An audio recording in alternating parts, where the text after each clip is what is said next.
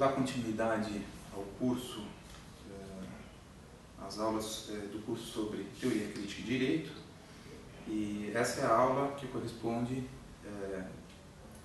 àquela da passagem da primeira geração para a segunda geração da teoria crítica, que envolve a teoria de Jürgen Habermas. Então a ideia é fazer uma introdução bem geral sobre qual foi o impacto da teoria da ação comunicativa dele na teoria crítica, para pensar a política e o direito, ou seja, colocando a política e o direito no centro do diagnóstico da teoria crítica da segunda geração e, sobretudo, fazendo o seguinte recorte, né? Pensar um pouco a importância do direito, ou da esfera do direito e da democracia, né? Sobretudo para os trabalhos do jovem Habermas, né? E depois um pouco o que vai ser a primeira versão mais sistemática do Habermas para tratar o direito, já em Teoria da Ação Comunicativa, de 1981. Né?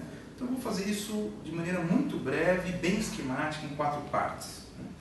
Na primeira parte, eu quero chamar a atenção, em linhas muito gerais, sobre o que significava, então, para a primeira geração, pensar o direito e pensar a política, né, nos termos em que eles mesmos colocaram a questão, ou seja, nos termos de uma racionalização pensada como reificação. Né. Em seguida, aí eu quero chamar a atenção para um outro momento, que é a segunda, talvez decisivo para saber por que a segunda geração vai se diferenciar da primeira para pensar política e o direito, que é um pouco o que significou para a geração do Habermas, né, no final da década de 50, a ideia da democratização da República Federal Alemã pós-Segunda Guerra Mundial. Né. Isso é fundamental, porque então o papel da política e o direito vão ser pensadas para o Habermas como um campo de disputa fundamental e legítimo, né, nesse projeto mais amplo. Né. E eu acho que daí eu vou dar um salto para a terceira parte da minha aula, para fazer uma também muito esquemática reconstrução da questão da reificação, segundo a tese do Habermas, da colonização. Né? E essa tese vai colocar de novo o direito em questão, né?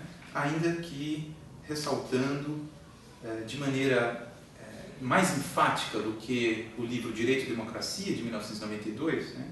Um papel altamente ambivalente do direito na sociedade moderna. Né? E, por fim, eu quero também pensar o que seria, no contexto desse primeiro Habermas, né, do Habermas da teoria da ação comunicativa, como diagnosticar os potenciais de protesto naquele período, tendo diagnosticado também esse potencial altamente ambivalente do direito. Né? Então, são questões que só vão ser resolvidas, eu acho, para quem está pensando a obra do Habermas, em Direito e Democracia, né, originalmente publicado como Faxicidade e Validade, em 1992. Né? Então, o direito vai ser fundamental para pensar os elementos antes emancipatórios do que reificantes. Né? Que eu acho que esse é um dos grandes problemas da teoria da ação comunicativa. Né? Então, o que significa, na primeira geração, pensar o direito, né, do ponto de vista da racionalização? Né? Eu acho que o mais interessante é ver o seguinte, né, o direito foi pensado pela tradição marxista, né, essa foi a tese amplamente difundida na tradição da esquerda, socialista, marxista, sobretudo pelos revolucionários, né, que o direito ele tinha um papel de classe. Né? O direito estava a serviço do capital, estava a serviço da burguesia, e o direito acabaria servindo, então, como um instrumento de dominação de classe. Né? Claro, essa foi uma tese muito difundida e fez com que uma boa parte do marxismo, né, e dos revolucionários tivessem olhado para o direito de maneira extremamente negativa, né? Não só para o direito, mas também para a democracia do ponto de vista mais geral. Acontece que quando a gente já está pegando o direito do ponto de vista da tese da racionalização, e aí eu estou pensando no livro do Lukács, História e Consciência de Classe, e depois como a primeira geração da teoria crítica, como Horkheimer, Adorno, Marcuse, né? Como eles vão pensar a questão da democracia e do direito, do ponto de vista da racionalização, né? Eu estou insistindo nisso porque, como ponto de partida, porque o papel do direito, pensado pela via da racionalização, vai modificar em grande medida, né? Porque ele não vai ser simplesmente pensado como um instrumento de dominação de classe, né? A questão vai ficar um pouco mais complicada.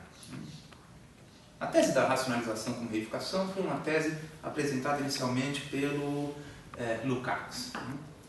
Lukács mostrou como, nas sociedades modernas, com o desenvolvimento do capitalismo, há uma espécie de mercantilização que se generaliza por toda a sociedade, né?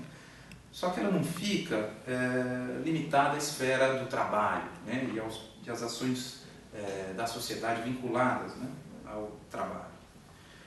Esse é um período em que há um processo de racionalização que o Lukács, apoiando-se na obra de Max Weber, percebe que aquele fenômeno do fetichismo da mercadoria, que era um tipo de fenômeno da reificação, vai se ampliar e se generalizar para todas as esferas da vida.